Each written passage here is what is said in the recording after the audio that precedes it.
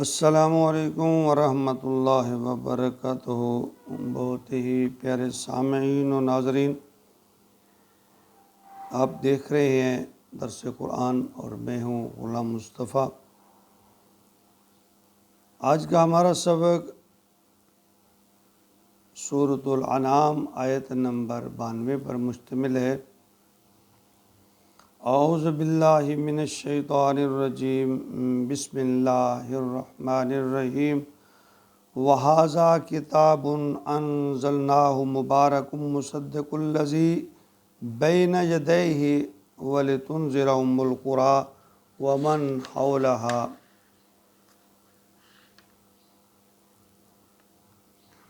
وَالَّذِينَ يُؤْمِنُونَ بِالْآخِرَةِ يُؤْمِنُونَ بِهِ وَهُمْ عَلَىٰ صَلَاتِهِمْ يُحَافِظُونَ۔ پچھلی آیت میں یہودیوں نے جب محمد رسول اللہ صلی اللہ علیہ وآلہ وسلم کو اللہ کا نبی ہونے اور آپ پر نازل ہونے والی کتاب یعنی قرآن مجید کا انکار کیا، تو اللہ رب العالمین نے نہ صرف دلائل سے ان کی بات رد کی، بلکہ اس آیت میں فرمایا کہ اے نبی صلی اللہ علیہ وسلم، آپ بھی سچے اور آپ پر نازل ہونے والی کتاب قرآن مجید بالکل سچی۔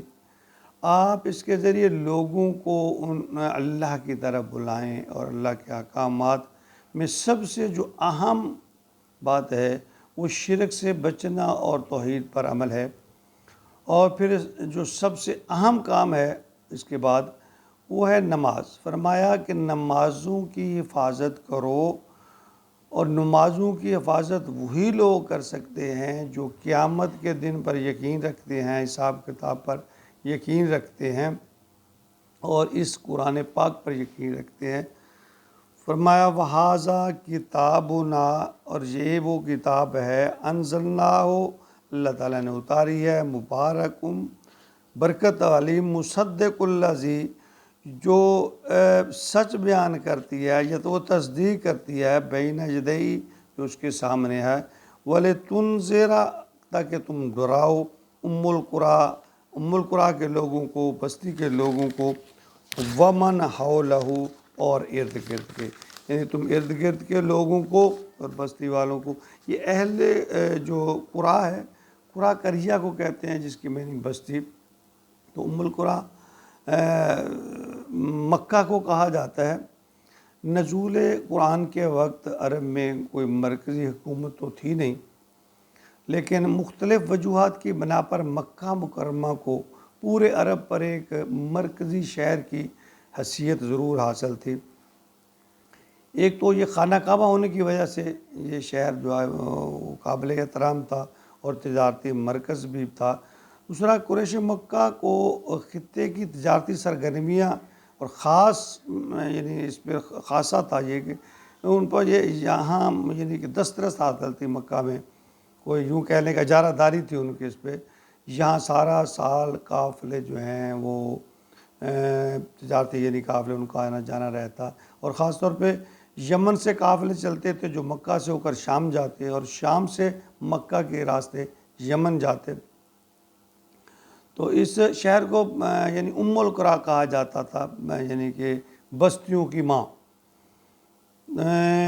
دوسری بات یہ کہ دور نبوی میں قرۂ ارض کی جو آبادی تھی وہ بظاہر ایشیا، یورپ اور افریقہ پر مشتمل تھی۔ اس وقت چونکہ امریکہ ابھی تک دریافت نہیں ہوا تھا، جبکہ آسٹریلیا اور انٹارکٹیکا جو ہے اس کے بارے میں بھی دنیا کو خاص معلوم نہیں تھا۔ تو ایشیا، یورپ اور افریقہ جو ہے یہ تین بر اعظم جہاں ملتے ہیں، تو اس علاقے کو مڈل ایسٹ یا مشرق وسطیٰ کہا جاتا۔ یہاں ایشیا، یورپ اور افریقہ آپس میں ملتے ہیں، تو اس میں ہی یعنی یہ جو جنکشن ہے یہاں جزیرہ نما عرب واقع ہے۔ تو فرمایا والذین یؤمنون بالآخرۃ، اور وہ لوگ جو آخرت پر ایمان رکھتے ہیں، یؤمنون بہ، اس پر بھی، یعنی کس پر؟ اس پر سے مراد یہ قرآن پاک، یہ کتاب، یعنی وہ لوگ جو آخرت پر ایمان رکھتے ہیں اور اس کتاب پر ایمان رکھتے ہیں، وَهُمْ عَلَىٰ صَلَاتِهِمْ يُحَافِظُونَ، اور وہی اپنی نمازوں کی حفاظت کرنے والے ہیں، یعنی وہی لوگ جو ہیں وہ اپنے نماز کی پابندی کرنے والے ہیں جنہیں اللہ کے ہاں پیش ہونے کا ڈر ہے۔ تو قرآن پاک کی سچائی کی تائید جو ہے اللہ تعالیٰ نے اس بارے میں فرمایا سورۃ فرقان آیت نمبر 1 میں، تبارک الذی نزل الفرقان علی عبدہ لیکون للعالمین نذیرا، کہ برکت ہے وہ ذات سے نازل کی اپنے بندے پر یہ کتاب تاکہ وہ جہان والوں کو ڈرائیں۔ فرقان سے مراد یعنی حق و باطل میں فرق کرنا۔ امام الانبیاء صلی اللہ علیہ وآلہ وسلم کی نبوت کے ساتھ ساتھ اتارے جانے والی یہ جو کتاب قرآن مقدس ہے، اس کی بھی یعنی تصدیق کی ہے۔ تو بنی نوع انسان کو آخرت کے عذاب سے بچنے اور جنت کے حصول کے لیے دعوت دی جا رہی ہے کہ آخرت پر ایمان کے ساتھ ساتھ اس کتاب مبین سے رہنمائی حاصل کی جائے اور اللہ کی یاد اور شکرانہ کے لیے نماز کی پابندی کی جائے، جو اللہ کا حکم اور پسندیدہ عمل ہے۔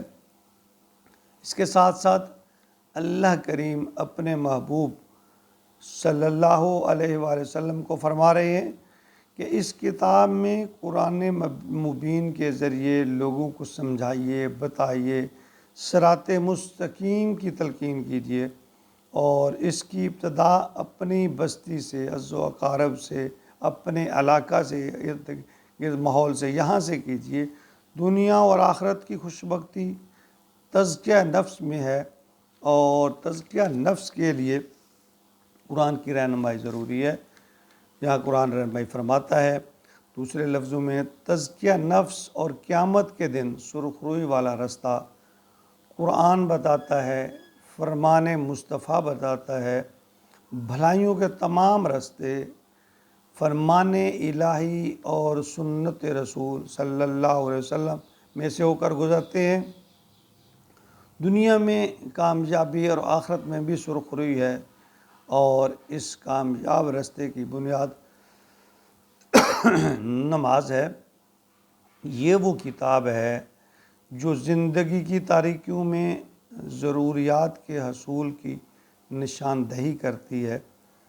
یہ وہ واحد لٹریچر ہے جو مفید ہی مفید ہے، اس میں ضرر نہیں ہے، جو انسان کے کردار اور گفتار کو، علم و عمل کو جلا بخشتا ہے۔ مکہ کے اجڑ اور بدو لوگ جب انہوں نے قرآن کو سمجھا، اس پر عمل کیا، تو اقوام عالم کے پیشوا بن گئے۔ یہ وہ کتاب ہے کہ اس کو چھونا باعث برکت، پڑھنا باعث رحمت، باعث ہدایت، اور عمل باعث نجات ہے۔ دوسری جو اہم بات اس آیت مبارکہ میں فرمائی گئی ہے کہ وہ نماز کی حفاظت ہے، کہ نماز کے بغیر دین مکمل ہو ہی نہیں سکتا۔ بے نمازی مسلمان کہلوانے کا حقدار ہی نہیں ہے۔ نماز کا ایمان کے ساتھ وہی تعلق ہے جو زندگی میں جسم کا روح کے ساتھ اور سانس کا زندگی کے ساتھ ہے۔ روح نہیں تو زندگی نہیں، سانس نہیں تو زندگی نہیں، نماز نہیں تو ایمان نہیں۔ مسند احمد حدیث نمبر 6576، عبداللہ بن عمر رضی اللہ تعالیٰ عنہ روایت فرماتے ہیں کہ نبی اکرم صلی اللہ علیہ وسلم نے فرمایا، جس نے نماز کی حفاظت کی وہ اس کے لیے قیامت کے دن نور ہوگی، برہان ہوگی، نجات ہوگی، اور جس نے نماز کی حفاظت نہ کی نہ وہ اس کے لیے نور ہوگی، نہ برہان ہوگی، اور نہ قیامت کے دن نجات ہوگی، بلکہ اس کا انجام قارون، فرعون اور حامان کے ساتھ ہوگا۔ اللہ تعالیٰ میں پناہ عطا فرمائے، اور اللہ میں باقاعدگی اور پابندی کے ساتھ اور آسان طریقے سے نماز پڑھنے کی توفیق عطا فرمائے۔ آمین یا رب العالمین۔